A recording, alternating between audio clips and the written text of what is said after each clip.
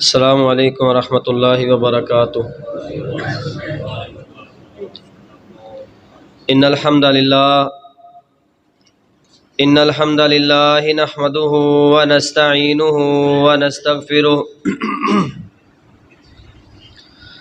ونعوذ باللہ من شرور انفسنا ومن سیئات اعمالنا، من يهده الله فلا مضل له ومن يضلله فلا هادي له،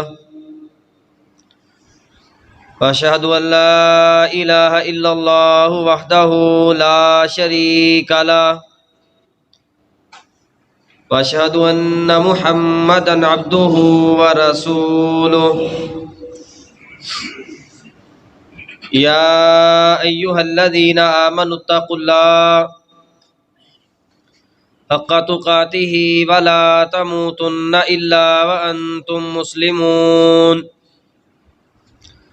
يا أيها الذين آمنوا اتقوا الله وقولوا قولا سديدا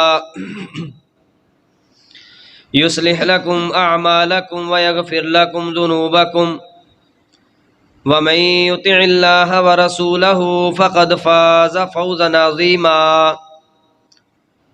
يا أيها الناس اتقوا ربكم الذي خلقكم من نفس واحدة وخلق منها زوجها وبث منهما رجالا كثيرا ونساء، واتقوا الله الذي تساءلون به والأرحام ان اللہ کان علیکم رقیبا، اما بعد فإن خیر الحدیث کتاب اللہ وخیر الہدی ہدی محمد صلی اللہ علیہ وسلم، وشر الامور محدثاتها وکل محدثۃ بدعہ وکل بدعۃ ضلالہ وکل ضلالۃ فی النار۔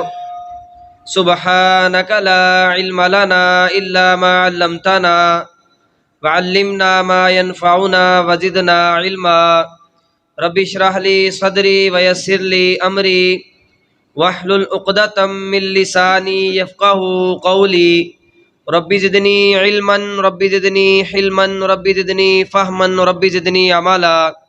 اللهم صل على محمد وعلى آل محمد كما صليت على إبراهيم وعلى آل إبراهيم إنك حميد مجيد، اللهم بارك على محمد وعلى آل محمد كما باركت على إبراهيم وعلى آل إبراهيم إنك حميد مجيد۔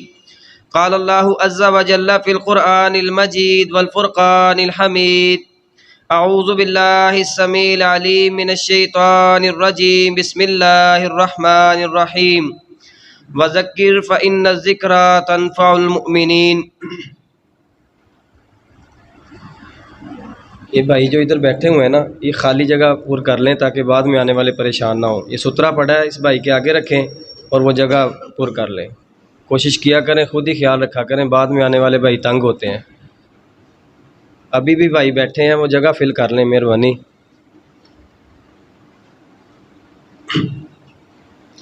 ہر قسم کی حمد و ثنا، بڑائی، کبریائی، تعریفات و تسبیحات، تمجیدات، تقدیسات، تکبیرات اللہ وحدہ لا شریک کی ذات کے لیے، جو اکیلا پوری کائنات کا داتا، مشکل کشا، حاجت روا، غریب نواز، غوث اعظم، دستگیر، گنج بخش، رنج بخش، لاجپال، بگڑی بنانے والا، ڈوبی ہوئی بیڑیوں کو پار لگانے والا، کائنات کے باسیوں کی موت و حیات کا مالک، لوگوں کے نفع اور نقصان کا مالک، بیٹی اور بیٹے کی تقسیم کرنے والا، جو دینے پر آئے تو پوری کائنات مل کر کے روک نہیں سکتی، اور اگر میرا اللہ کسی سے کچھ روک لے تو پوری کائنات مل کر کے دے نہیں سکتی۔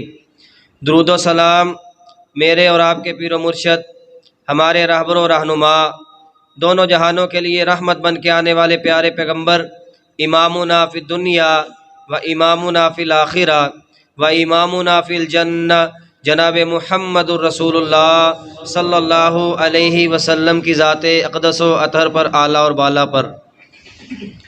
معزز اور مکرم سامعین، عزیز دوست اور بزرگوں، آج میں جس موضوع پر آپ کے سامنے گفتگو کرنے کا ارادہ رکھتا ہوں وہ ہے حسد ایک خطرناک بیماری ہے۔ یقیناً یہ موضوع بڑا ہی اہمیت کا حامل ہے اور معاشرے کا نہ جانے کیوں یہ ضابطہ بن چکا ہے کہ اہل علم لوگ اس موضوع پر روشنی نہیں ڈالتے۔ حالانکہ اگر دیکھا جائے جو میں چیزیں آپ کے سامنے رکھوں گا تو آپ یوں سمجھیں گے، کیونکہ جب میں نے اس کی تیاری کی تو مجھے یہ محسوس ہوا کہ شاید زندگی کے اندر اسی چیز کی کمی تھی، اس قدر یہ موضوع اہم ہے۔ تو اس حوالے سے کیونکہ رمضان کا مہینہ ہے اور یہ مہینہ دل کی تربیت کا مہینہ ہے، اللہ کے نبی صلی اللہ علیہ وسلم نے ارشاد فرمایا کہ جسم کے اندر ایک گوشت کا ٹکڑا ہے جس کو دل کہتے ہیں، جب کسی کا دل درست ہو جاتا ہے، ٹھیک ہو جاتا ہے، اس کا پورا جو جسم ہے وہ درست ہو جاتا ہے۔ جب کسی کا دل خراب ہو جائے، اس میں حسد کی، بغض کی، کینہ کی، گناہ کی بیماریوں کے داغ لگ جائیں تو اس کا پورا جو جسم ہے سارے کا سارا خراب ہو جاتا ہے۔ تو اس حسد کا تعلق بھی دل کے ساتھ بڑا گہرا ہے۔ سب سے پہلے دیکھنا یہ ہے کہ یہ حسد کتنا خطرناک گناہ ہے، اور اللہ کے نبی صلی اللہ علیہ وسلم نے جو تنبیہات اس حوالے سے ہمارے سامنے رکھی ہیں وہ میں آپ کے سامنے رکھتا ہوں۔ رسول اللہ صلی اللہ علیہ وسلم نے اس گناہ کے حوالے سے خدشہ ظاہر کیا، فرمایا کہ پہلی جو امتیں تھیں ان میں جو مہلک بیماریاں تھیں، ہلاک کرنے والی بیماریاں، مہلک گناہ تھے جن کی وجہ سے امتوں کو ہلاک کیا گیا، ان گناہوں میں، ان بیماریوں میں ایک یہ حسد والا گناہ تھا کہ جس کی وجہ سے لوگوں کو ہلاک کر دیا گیا اور پوری کی پوری امتوں کو۔ تو مجھے ڈر ہے کہ کہیں میری امت کے لوگ بھی اس کے اندر مبتلا نہ ہو جائیں۔ یہ اللہ کے نبی صلی اللہ علیہ وسلم نے ہمارے بارے میں خدشے کا اظہار کیا ہے۔ اور اگر دیکھا جائے کائنات میں سب سے پہلا جو گناہ ہوا ہے وہ حسد کی بنیاد پہ ہوا ہے۔ سب سے پہلا جو گناہ ہوا ہے کائنات کے اندر وہ اس کی بنیاد بھی حسد ہی ہے۔ اللہ رب العالمین نے آدم علیہ السلام کو پیدا فرمایا، اللہ نے فیصلہ کیا ان کو خلیفہ بنانا ہے، اپنا نبی بنانا ہے، تو رب العالمین نے حکم دیا فرشتوں کو اور ساتھ ابلیس کو بھی کہ آپ سب آدم علیہ السلام کو سجدہ کریں۔ لمبا واقعہ ہے، آپ سب نے پڑھا بھی ہوگا، سنا بھی ہوگا۔ تو ایسی کون سی وجہ تھی کہ جس بنیاد پر ابلیس نے سجدہ کرنے سے انکار کر دیا؟ حالانکہ آدم علیہ السلام کا کوئی ابلیس کے ساتھ جھگڑا تھا، یا انہوں نے اس کا کچھ بگاڑا تھا، یا انہوں نے اس کا کوئی نقصان کیا تھا جو بنیاد بنتا کہ وہ سجدہ نہیں کر رہے آدم علیہ السلام کو؟ بنیاد یہ تھی کہ یہ مٹی کے بنے ہوئے اور میں آگ کا بنا ہوا، میں افضل ہوں، یہ نعوذ باللہ ثم نعوذ باللہ مجھ سے کمتر ہے۔ بنیاد حسد بنی، اور حسد کی بنیاد پہ تکبر کرتے ہوئے اس نے آدم علیہ السلام کو سجدہ نہ کرنے والا گناہ کیا، اور ہمیشہ کے لیے اللہ رب العالمین کی رحمت سے دور ہو گیا۔ اور دنیا کے اندر سب سے پہلا جو قتل تھا وہ بھی حسد کی بنیاد پہ ہوا تھا۔ آدم علیہ السلام کے دو بیٹے ہیں، حابیل اور قابیل۔ لمبا واقعہ ہے، دونوں بھائی ہیں، سگے بھائی ہیں۔ اب ایک نے قربانی اللہ کے راستے میں پیش کی، اللہ نے قبول کر لی، اور دوسرے کی ریجیکٹ ہو گئی۔ جب دوسرے کی قربانی ریجیکٹ ہوئی، قبول نہ ہوئی، تو دل میں حسد آیا کہ اس کی قبول ہو گئی ہے، میری کیوں نہیں ہوئی؟ حالانکہ چھوٹے بھائی نے بڑے کا کچھ بگاڑا تھا، کوئی اس کا نقصان کیا ہو، کوئی اس کا حق مارا ہو، کچھ بھی نہیں۔ اس نے اپنا عمل اللہ کے دربار میں پیش کیا، دوسرے نے اپنا عمل اللہ کے دربار میں پیش کیا، لیکن ایک میں اخلاص تھا، ایک میں قبول ہونے کی تڑپ اور طلب تھی، وہ اللہ نے قبول کر لیا۔ ایک ہی نیت میں کھوٹ تھی، اللہ نے ریجیکٹ کر دیا۔ اسی حسد کی بنیاد پہ بڑے بھائی نے، جس کو چاہیے تھا کہ چھوٹے پر شفقت کرے، اس کا خیال رکھے، اس کا احترام کرے، چھوٹے بھائی کو قتل کر دیا۔ دنیا میں جو پہلا قتل ہوا اسی حسد کی بنیاد پہ ہوا۔ اللہ کے نبی صلی اللہ علیہ وسلم نے ارشاد فرمایا قیامت تک جتنے بھی قتل ہوں گے، آدم علیہ السلام کا جو بیٹا قابیل ہے، ہر قتل کے اندر اس کے گناہ میں برابر کا شریک ہوگا۔ کتنی بڑی بدنصیبی ہے، اور بنیاد کیا بنی؟ حسد۔ اور انسان یہ سوچے میں تو جو ہے میرا عقیدہ ٹھیک ہے، میں کھاتا حلال ہوں، اور جناب جو ہے وہ میں کسی کو تکلیف نہیں دیتا، میری تو تربیت بڑی اچھی ہوئی ہے، میں تو نمازی ہوں، میرے اندر تو حسد نہیں آ سکتا۔ نبیوں کی اولاد کے اندر حسد آ سکتا ہے، اور اسی حسد کی بنیاد پہ انبیاء کے بیٹے ایک دوسرے کو قتل کر سکتے ہیں، تو میں اور آپ کیا چیز ہے؟ اس سے بھی آگے چلتے ہیں۔ اللہ کے نبی صلی اللہ علیہ وسلم نے ارشاد فرمایا حسد ایمان کا دشمن ہے۔ ایمان کی بنیاد پہ ہی فیصلے ہوتے ہیں نا۔ جو انسان کا عمل ہے دنیا میں رہتے ہوئے اس کا قبول ہونا یا اس کا قبول نہ ہونا، بنیاد ایمان ہوتی ہے۔ اور قیامت والے دن بھی اللہ کے نبی صلی اللہ علیہ وسلم نے ارشاد فرمایا، ایمان کی اہمیت بتائی کہ اللہ رب العالمین اعلان کریں گے کہ جس کے دل کے اندر رائی کے دانے کے برابر بھی، رائی کا دانہ کتنا ہوتا ہے؟ گندم کے دانے کے کوئی 50 ٹکڑے آپ کر لیں تو یہ اس میں سے ایک ہوتا ہے۔ گندم کے دانے کے تقریباً 40-50 ٹکڑے کر لیں، ان ٹکڑوں میں سے ایک چھوٹا سا جو ٹکڑا ہے یہ اس کو رائی کا دانہ بولتے ہیں تقریباً۔ تو اللہ فرمائیں گے کسی کے دل میں اگر اتنا ایمان بھی موجود ہے تو اس کو بھی جنت میں داخل کر دو۔ ایمان کی یہ اہمیت ہے۔ لیکن رسول اللہ، کوئی آدمی پہلے سائیکل پہ تھا، اللہ نے موٹر سائیکل دے دی، کچے گھر میں رہتا تھا، اللہ نے بڑا گھر دے دیا، کسی کو اچھی سواری مل گئی، مزدوریاں کرتا تھا، اللہ نے اچھا کاروبار دے دیا۔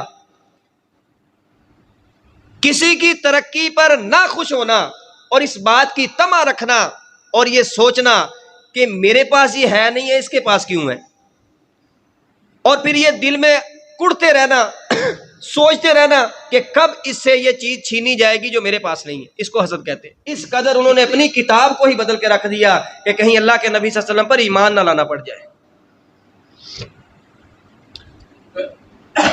اور بعض لوگ کہتے ہیں جی ابو جہل ایمان اس بنیاد پہ نہیں لایا تھا کہ وہ اللہ کے نبی صلی اللہ علیہ وسلم سے صرف اسلام کی وجہ سے اور توحید کی وجہ سے نفرت کرتا تھا، وہ حسد کی بنیاد پہ ایمان نہیں لایا تھا۔ صحیح حدیث ہے، میں آج آپ کے سامنے رکھتا ہوں۔ سیدنا مغیرہ بن شعبہ رضی اللہ تعالیٰ عنہ بڑی عمر کے صحابی ہیں، اور ان کا بڑا مقام اور نام ہے، اور ان کا نام کسوٹی بھی ہے۔ آپ کسی کے سامنے لیں اور وہ اس کو خندہ پیشانی سے قبول کر لے تو آپ سمجھیں کہ اس کے دل میں ایمان موجود ہے۔ اور اگر کوئی سیدنا مغیرہ بن شعبہ رضی اللہ تعالیٰ عنہ کا نام سنے اور ماتھے پہ تیوڑی چڑھائے یا پھر اس کو جو ہے وہ برا محسوس کرے تو سمجھ لے کہ دل ہی کالا ہے، اس کی تاریخ ہی کالی ہے جو مغیرہ بن شعبہ رضی اللہ تعالیٰ عنہ کے نام کو قبول نہیں کرتا۔ یہ کہتے ہیں کہ ابو جہل سے اسلام لانے سے پہلے میری دوستی تھی۔ جیسے آج آپ فجر پڑھتے ہیں، 2-4 ساتھی نکلتے ہیں واک کرنے کے لیے، کہتے ہیں ہم نے بھی صبح کے وقت جب اٹھنا اپنے معاملات کرنے تو چہل قدمی کے لیے نکل جانا۔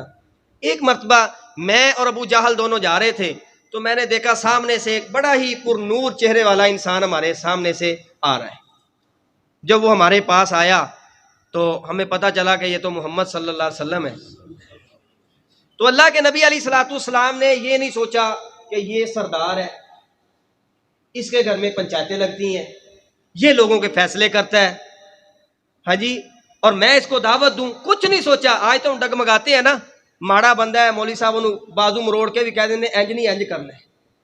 جو تھوڑا سا مالدار ہے نا بس وہاں بھیگی بلی بن جاتے ہیں جی، انہوں بھی تے پتہ ہی ہے غلط کی ہے تے صحیح کی۔ آپ تو اپنی حجت پوری کریں نا، آپ تو بتائیں کہ حق کیا ہے اور باطل کیا ہے، حکمت کے ساتھ بتائیں، خلوص کے ساتھ بتائیں، آپ کا انداز اچھا ہونا چاہیے لیکن دعوت کو نہیں چھپانا۔ اللہ کے نبی علیہ الصلوۃ والسلام نے ابو جہل کو اور مغیرہ بن شعبہ رضی اللہ تعالیٰ عنہ ان دونوں کو اسلام کی دعوت دی۔ اور ابو جہل نے جب یہ پیغام سن لیا تو آگے سے کہنے لگا کہ اگر میں نے یہ سمجھا کہ آپ حق پر ہیں تو اللہ کی قسم میں آپ کی اتباع کروں گا. یہ بات کہہ دی. اللہ کے نبی علیہ الصلوۃ والسلام ظاہر پر یقین رکھنے والے تھے.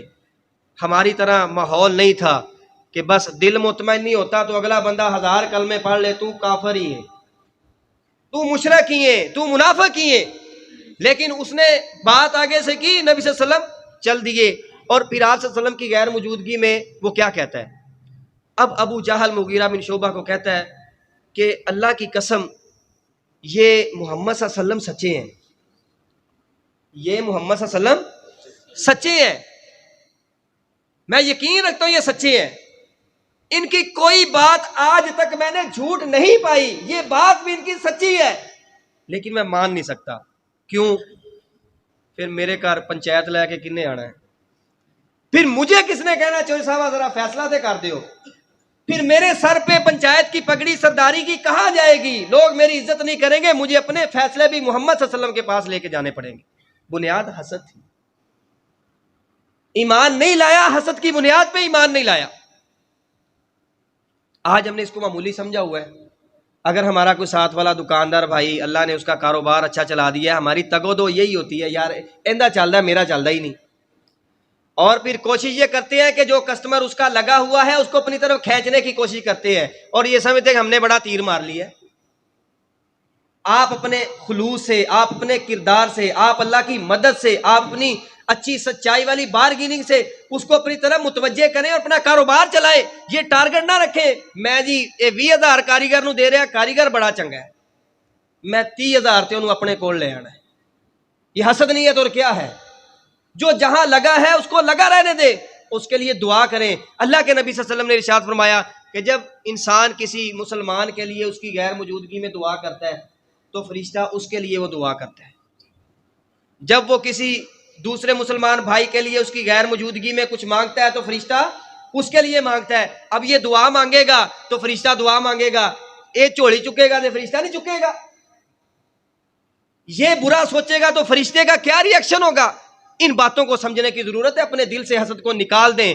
اور یہ حسد کرنے والا آدمی اتنا گندا آدمی ہے، یہ اللہ کی تقدیر کا منکر ہے، یہ اللہ کی تقدیر کا منکر ہے. اور تقدیر کا انکار کرنے والا مسلمان نہیں ہو سکتا. کیسے؟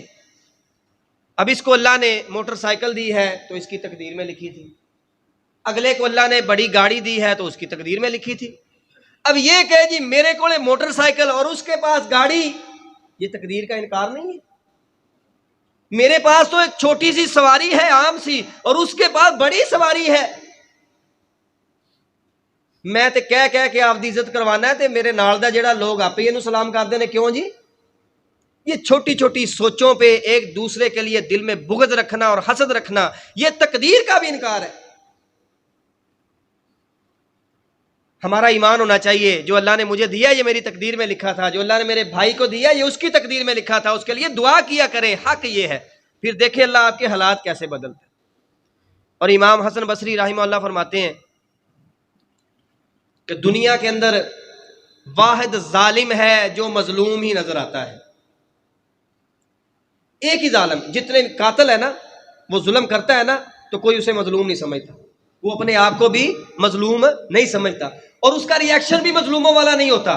زانی ہے، شرابی ہے، کسی کا مال کھانے والا کوئی بھی ہے، لیکن حاسد آدمی ایک ایسا ظالم ہے جو اندر ہی اندر کڑتا رہتا ہے اور ہر وقت اس کی شکل مظلوموں جیسی ہوتی ہے، مرا رہتا ہے، ہر وقت مردہ دل لے کے پھرتا رہتا ہے. ظالم خود ہے سب سے بڑا کہ حسد کر رہا ہے، کسی کا برا سوچ رہا ہے، کسی کے بارے میں دل میں بغض رکھا ہوا ہے، لیکن مظلوم شکل سے نظر آتا ہے، اپنے عمل سے نظر آتا ہے اور اس کو خود محسوس ہوتا ہے، اس کو محسوس کرتا بھی ہے. اللہ کے رسول صلی اللہ علیہ وسلم کے صحابہ کرام رضوان اللہ علیہم اجمعین کی ساری زندگی پڑھ کے دیکھ لیں، آپ کو حسد نام کی کوئی چیز نظر نہیں آئے گی. اختلاف ہوئے ہیں، سمجھ بوجھ پہ، فیصلوں پہ اختلاف ہوئے ہیں، لیکن حسد کی بنیاد پہ کبھی کسی صحابی نے کسی دوسرے صحابی کے لیے بد دعا نہیں کی. حسد کی بنیاد پہ کبھی کسی صحابی نے کسی دوسرے صحابی کا برا نہیں سوچا.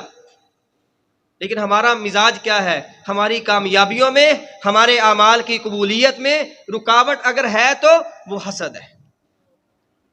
اور حسد ایک ایسی چیز ہے جس کی بنیاد پہ انسان تکبر کے اندر مبتلا ہو جاتا ہے۔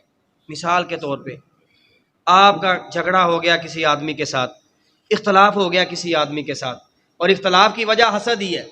جب انسان حسد کرتا ہے تو پھر وہ اپنے تک محدود نہیں رکھتا، پھر اس کو نکالنے کی کوشش کرتا ہے، اور جب اس بنیاد پہ لڑائی جھگڑا یا اختلاف ہوتا ہے تو پھر معافی تلافی کے لیے یہ حاسد تو بالکل بھی راضی نہیں ہوتا۔ میں کیوں جاؤں جی اس کے پاس؟ اس کی حیثیت کیا ہے؟ میں معافی کیوں مانگوں؟ میں نے اس کا بگاڑا کیا ہے؟ تمہارے بس میں ہوتا تو سب کچھ بگاڑ دیتے۔